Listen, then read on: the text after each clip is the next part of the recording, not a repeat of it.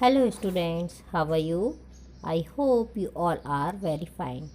Children, today we will do the exercise of the chapter 1, the Indian Constitution. Children, this is your civics book. So let's start the exercise of this chapter. Question 1, why does a democratic country need a constitution?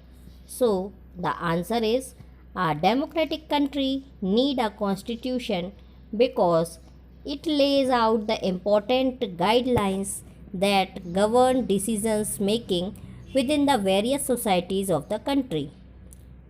Second point, it lays down the ideals that form the basis of the kind of country that its citizens aspire to live in.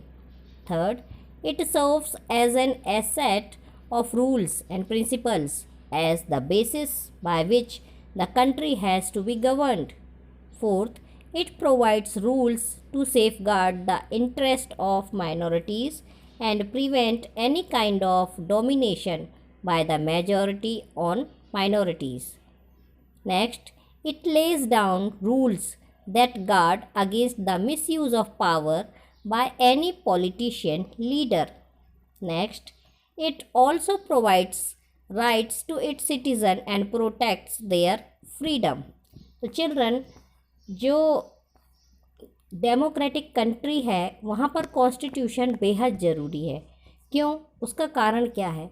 सबसे पहला कारण तो ये है कि वह जो country की सोसाइटी है वहाँ पर जो गवर्नमेंट होती है उसे डिसीज़न लेने में उसकी हेल्प करती है, उसे गाइडलाइन प्रोवाइड करती है। इसके साथ साथ कंट्री में जो सिटीजन्स होते हैं वो फ्रीली वहाँ पर रह सकते हैं। कॉन्स्टिट्यूशन के बेसिस पर उन्हें काफ़ी सारे अधिकार प्राप्त होते हैं जिससे वो स्वतंत्रता पूर्वक उस कंट्री में रह सकते हैं। यह रूल्स और प्रिंसिपल प्रोवाइड करती है गवर्नमेंट के लिए और गवर्नमेंट के द्वारा जो भी शासन करते हैं उनके लिए। फिर इसके साथ साथ यह सिटीजन्स के लिए और माइनॉरिटीज़ के लिए सेफ गार्ड की तरह काम करता है, क्योंकि जो माइनॉरिटीज़ होते हैं कई बार मेजॉरिटीज़ के द्वारा उनके साथ दुर्व्यवहार किया जाता है, तो उसे रोकने के लिए कॉन्स्टिट्यूशन बेहद ज़रूरी होता है। इसके साथ साथ यह जो पॉलिटिशियन लीडर होते हैं उनको पावर का मिसयूज़ नहीं करने देता है और उन्हें भी रूल्स और रेगुलेशन के हिसाब से ही चलना होता है। और यह जो कॉन्स्टिट्यूशन होता है वह उस किसी भी कंट्री के सिटीजन्स के लिए प्रोटेक्शन और फ्रीडम प्रोवाइड करता है। इन सब कारणों से जो एक डेमोक्रेटिक कंट्री है वहाँ पर कॉन्स्टिट्यूशन होना बेहद ज़रूरी है। चलिए अब क्वेश्चन 2 देखते हैं। Look at the wordings of the two documents given below. The first column is from the 1990 Nepal Constitution. The second column is from the more recent interim Constitution of Nepal. तो देखिए बच्चों, 1990 में नेपाल में दूसरा कॉन्स्टिट्यूशन था क्योंकि उस वक्त वहाँ मोनैर्की थी, मतलब राजा और रानी का शासन था।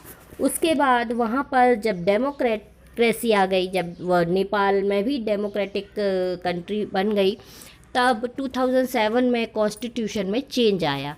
तो उसमें आर्टिकल्स जो होते हैं कॉन्स्टिट्यूशन में उनमें ये डिफ़ाइन किया गया है कि अब पावर्स किसके पास रहेगी और किस तरह रहेगी। तो पार्ट 7 एग्जीक्यूटिव्स में देखिए आर्टिकल 35 में दिया था, एग्जीक्यूटिव पावर जो होगी वो the executive power of the kingdom of Nepal shall be vested in his majesty and the council of minister. जब कि मोनैर्की थी तब वहाँ पर एग्जीक्यूटिव पावर जो थी वो नेपाल के राजा के पास और उसके जो मिनिस्टर्स थे उसके पास थी। लेकिन आर्टिकल अब यहाँ पर पार्ट 5 एग्जीक्यूटिव में जो दिया है ये आर्टिकल 37 यहाँ पर दिया है, लेकिन बुक में आप देख लीजिएगा कि मिस प्रिंट तो नहीं है, वो आप चेक कर लीजिएगा। तो आर्टिकल 37 जो है आपकी बुक में शायद 73 दिया है, वो आप देख लेंगे। एग्जीक्यूटिव पावर जो है Nepal shall be vested in the council of minister. अब जितने भी काउंसिल ऑफ मिनिस्टर्स होंगे पावर उनके पास होगी, राजा के पास नहीं होगी। तो इस तरह से ये दोनों आर्टिकल्स के बारे में आपको बताया गया है। अब आपको आंसर देना है कि what is the difference in who exercises executive power in the above two constitutions of Nepal. Keeping this in mind, why do you think Nepal needs a new constitution today.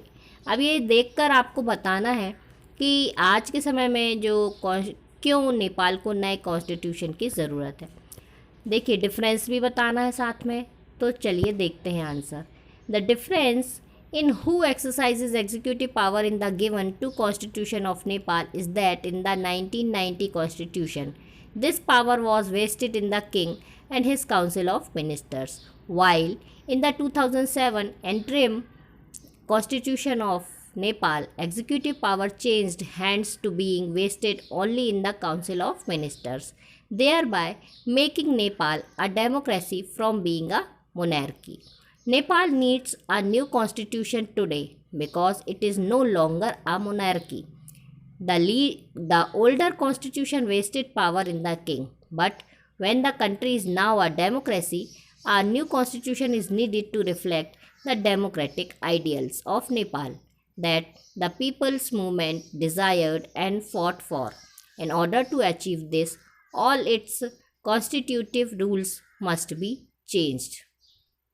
तो देखिए जो नेपाल में 1990 में जब कॉन्स्टिट्यूशन बना हुआ था तो उस वक्त वहाँ पर मोनार्की थी, और मोनार्की थी इसलिए वहाँ पर जो पावर थी वो राजा और उसके मिनिस्टर्स के पास थी।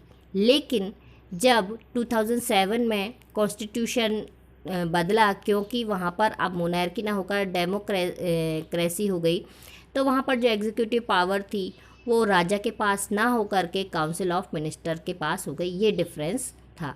अब दूसरा क्वेश्चन है कि नेपाल में आज के समय में कॉन्स्टिट्यूशन क्यों बदलना चाहिए।